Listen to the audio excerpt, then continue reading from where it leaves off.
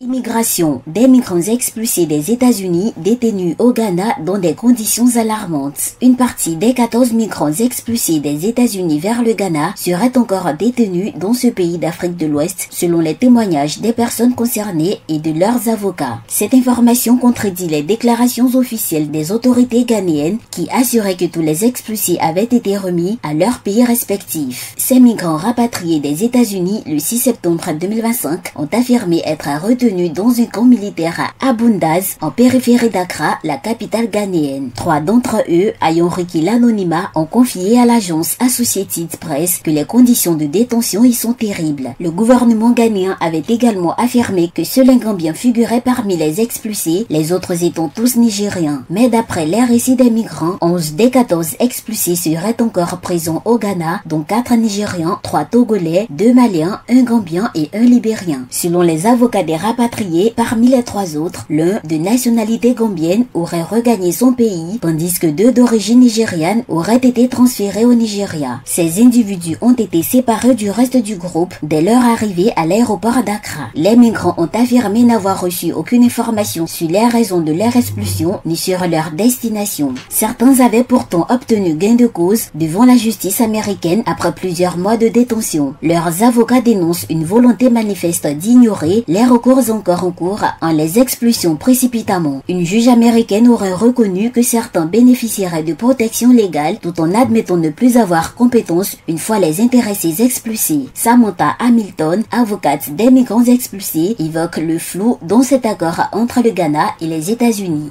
Il a été extrêmement difficile d'obtenir des informations de la part du gouvernement américain sur les termes de cet accord entre le gouvernement ghanéen et le gouvernement américain.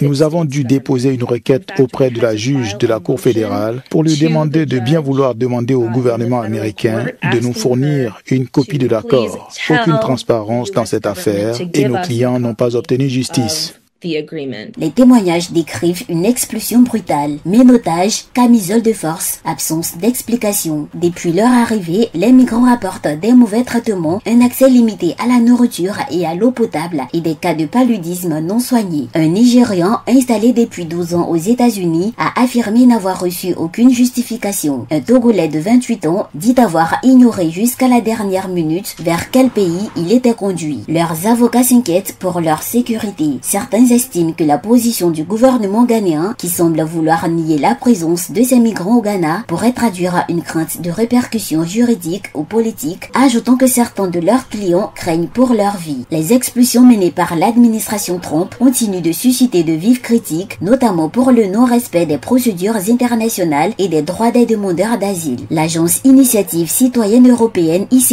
et le Department of Homeland Security n'auraient pas répondu aux sollicitations de la société Presse. Accra, agence presse, radio et audio.